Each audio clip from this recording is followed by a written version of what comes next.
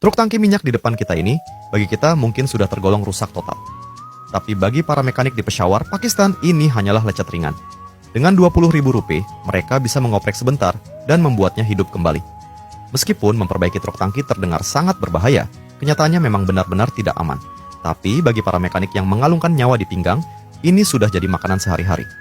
Untuk memudahkan perbaikan, hal pertama yang harus dilakukan adalah memisahkan tangki dari rangka bawah atau chassis. Namun, karena kebakarannya cukup besar, semua baut pengikat sudah memuai dan rusak parah, membuat metode pembongkaran biasa tidak bisa digunakan. Mereka pun terpaksa melakukan pemotongan berisiko tinggi. Saat proses pemotongan berlangsung, percikan api berterbangan seolah siap memicu kebakaran baru kapan saja. Untuk mengantisipasi bahaya, bengkel menyiapkan beberapa tabung apar dan menugaskan orang khusus untuk berjaga agar jika terjadi sesuatu bisa langsung ditangani.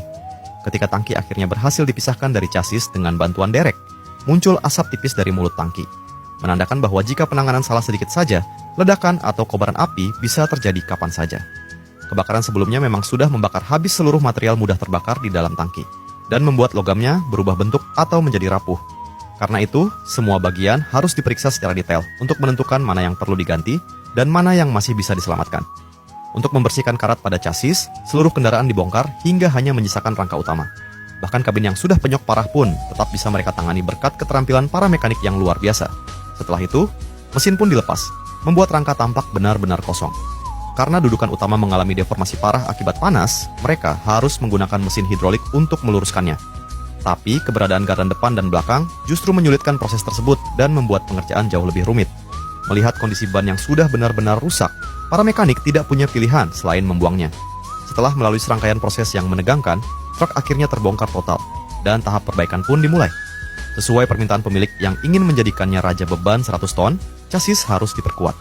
Para mekanik menggunakan pelat baja baru, lalu membentuknya menggunakan mesin bending agar pas dengan bentuk balok rangka yang melengkung. Pelat baja baru ini harus menempel sempurna di bagian dalam balok rangka. Karena itu, mereka melakukan pengukuran dan penyesuaian berulang untuk memastikan kekuatan dan ketebalannya cukup untuk menahan beban ekstrim. Mereka menandai dan mengebor titik-titik pemasangan menggunakan bor modifikasi, lalu mengombinasikan proses pengelasan dan pengeboran hingga semua struktur penguat terpasang dengan sempurna. Sementara itu, tim body repair mulai memperbaiki kabin. Kerusakan utama kabin ada pada penyok dan lapisan anti karatnya yang terbakar. Dengan teknik pemanasan dan pendinginan, mereka mengembalikan bentuk struktural kabin. Setelah itu, kabin diberi perlindungan anti karat agar tidak mudah korosi di kemudian hari. Sesuai permintaan pemilik, mekanik mengganti mesin dengan mesin bekas kondisi 80%. Saat pemasangan, mereka mengecek setiap detail kecil untuk memastikan kecocokan antara mesin dan chassis benar-benar sempurna.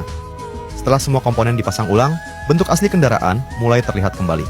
Sebagai sentuhan akhir, mereka memilih warna sederhana namun berkelas untuk cat luarnya, membuat truk ini tampil seperti baru. Akhirnya, truk tangki yang pernah hangus terbakar ini lahir kembali. Bagaimana menurut kalian? Sehebat apa teknik perbaikan para mekanik ini?